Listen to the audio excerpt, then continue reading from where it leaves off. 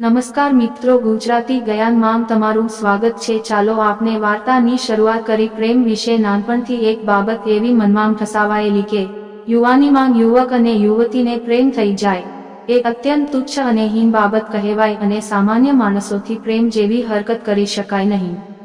મનમાં ઠસાવાયેલી આ વાતને કારણે જ સ્કૂલેથી આવતા જતાં કોઈક પ્રેમી યુગલ બેસેલું દેખાય કે બાઇક પર જતું દેખાય તો મનમાં સૂક જેવી થઈ આવતી કે હાય હાય, આ તો જુઓ કેવું હીન કૃત્ય કરી રહ્યા છે। એમાં સમાજમાં જો ઇન્ટરકાસ્ટ પ્રેમ લગ્ન વિશેનો કોઈ કિસ્સો વહેતો થાય તો હાહાકાર મચી જતો, જાણે એ બે પ્રેમીઓએ કોઈ મોટો ગુનો કરી નાખ્યો હોય। જો કે આ તો ત્યારની વાત જ્યારે મનમાં આવી બધી બાબતો પ્રત્યેની સમજણ નહોતી। પછી તો જેમ જેમ મોટા થયા એમ સમજ વધતી ગઈ, દૃષ્ટિકોણ કેળવાતો ગયો અને પ્રેમ વિશેની માન્યતાઓ બદલાતી ગઈ।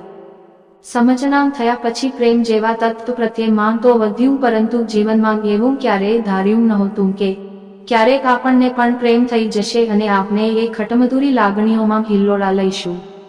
પ્રેમ પ્રત્યે માન હોવા છતાં પ્રેમ નહીં કરવા પાછળનું કારણ એક જ કે મારી સમજણ ભલે કેળવાઈ હોય, પરંતુ મારા ઘરના સભ્યો અને મારા વડીલો હજુ પણ પ્રેમને એટલા જ તિરસ્કારથી જોતા હતા અને વડીલોની ખફગી વહોરીને મારે એવું કોઈ કૃત્ય કરવું ન હતું, એટલે આ બાબત માટે મેં વિચારવાનું બંધ જ કરી દીધેલું। જો કે આ તો પ્રેમ છે, દિલ કંઈ આપનું ધાર્યું થોડું કરે, એ તો એ જ કરે જે એને કરવું હોય। પેલું ગીત છે ને કે દિલ કા કહેના હમ સબ માને, દિલ ન કિસી કી માને। કંઈ કે જ રીતે મારા ઘરના લોકોની માનસિકતા મને ખબર હોવા છતાં હું પ્રેમમાં પડી ગઈ।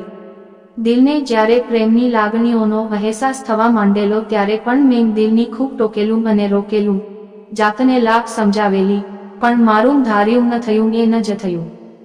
હું અને અલ્પેશ એક જ ક્લાસમાં ભણતા અને નામના મૂળાક્ષરો એકસરખા હોવાને કારણે અમારા રોલ નંબર પણ આગળ પાછળ રહેતા, જેના કારણે પરીક્ષામાં અમારે આગળ પાછળ બેસવાનું આવતું।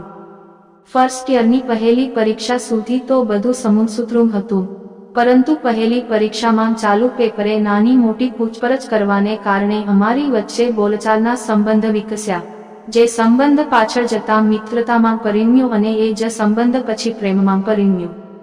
કોલેજના બીજા વર્ષમાં પ્રવેશીએ એ પહેલાં તો અમે એકબીજાના ગાઢ પ્રેમમાં પડી ગયેલા અને પછી પૂરા 2 વર્ષ અમે કોલેજ અને અમારી લવ લાઈફને એન્જોય કરી। એ 2 વર્ષ દરમિયાન અમે ખૂબ સાવચેતી પણ રાખતા કે ક્યાંક અમને કોઈ જોઈ નહીં જાય અને નાહકનો બખેડો નહીં થાય। પ્રેમ કરવાની સાથોસાથ અમે ચિંતામાં અનેક વખત જીવ પણ બાળ્યો છે કે અમારા લગ્ન થશે કે નહીં અને આજીવન એક રહી શકીશું કે નહીં। અમારું ગ્રેજ્યુએશન પત્યું ત્યારે પરીક્ષાના રિઝલ્ટની ચિંતા કરવા કરતાં વધુ ચિંતા અમે અમારી લાઈફની કરેલી, કારણ કે ગ્રેજ્યુએશન પૂરું થઈ જવાને કારણે મારા ઘરે સારા મૂર્તિયાની શોધ શરૂ થઈ ગઈ હતી। જો કે અલ્પેશના ઘરે આ બાબતે કોઈ તકલીફ ન હતી, તેઓ મને સ્વીકારવા પણ તૈયાર હતા। આખરે મેં અને અલ્પેશે નક્કી કર્યું કે અમારે ભાગીને લગ્ન કરી લેવા, જેથી થોડા દિવસ કે મહિના સુધી તણાવ જરૂર રહેશે, પરંતુ અમારા જીવનની બાબતે અમને કાયમી શાંતિ થઈ જશે। મારા વડીલોએ મને ગળામાં મોંઘી ચેન, હાથમાં સોનાની વીંટી અને ચારેક બંગડી પહેરાવી હતી, પણ મારે મારા ઘરેથી કશું જ લઈ જવું ન હતું, એટલે એક રાત્રે મેં મારા શરીર પરના એ તમામ ઘરેણાં ઉતારી લીધા। બીજા દિવસે સવારે મારી માતાની મારા શરીર પર નજર પણ પડી, પરંતુ મેં કહ્યું આજે અમે બધા કોલેજ ફ્રેન્ડ્સ છેલ્લી ટ્રીપ માટે વોટર પાર્કમાં જઈએ છીએ, પાણીમાં આ બધા ઘરેણાંનો બહુ ત્રાસ થઈ જાય એટલે કાઢી નાખ્યા, સાંજે ફરી પહેરી લઈશ। આટલું બોલીને હું મારી માને ભેટી પડી અને મહામહેનતે મેં મારા આંસુ અને ગળે બાજી ગયેલા ડુમાને અટકાવ્યા। પણ આ તો મારી જનની હતી, જેને મને જન્મ આપ્યો હતો, એને હું કંઈ નહીં કહું તો એ સમજી જાય, આમ રોજ તો ભેટતી નથી, આજે કેમ અચાનક ભેટી? સાચું બોલ, શું કરવા જઈ રહી છે? ક્યાંક કોઈની સાથે ભાગવાનું વિચારે છે? માની વાત હું ટાળી ન શકી અને મેં એને હા કહ્યું। જો કે એ પણ જાણતી હતી કે જો એ કોઈ ઉહાપોહ મચાવશે તો મારા માથે જબરી આફત આવી પડશે અને મારે મારા જ ઘરમાં કારાવાસ ભોગવવો પડશે, એટલે એ કંઈ બોલી નહીં અને જલ્દીથી રસોડામાં જઈને કંકાવટી લઈ અને શુકનના પૈસા લઈ આવી। ઘરનું કોઈક જોઈ નહીં જાય એમ એને મારા કપાળે ચાંદલો કર્યો અને શુકનના પૈસા આપીને ઘરેથી વિદાય આપી.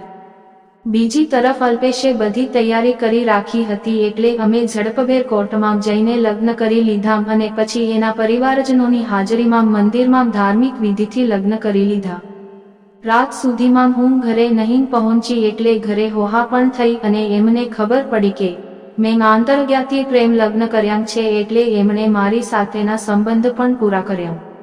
જો કે માં સાથે મેં વાતચીત ચાલુ રાખેલી અને વારે હું એમને મારા ખબર અંતર આપતી રહેતી, પરંતુ 5 વર્ષે મારા ઘરે જ્યારે મારું પારણું બંધાયું ત્યારે મારા પિતા, કાકા અને ભાઈ મને લેવા આવ્યા અને અશ્રુભીની આંખે તેઓ મને મારા પિયર લઈ ગયા.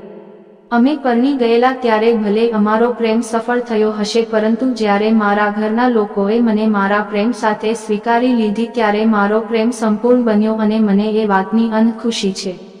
આવી જ વાર્તા સાંભળવા માટે ચેનલને સબસ્ક્રાઇબ મિત્રો. ધન્યવાદ.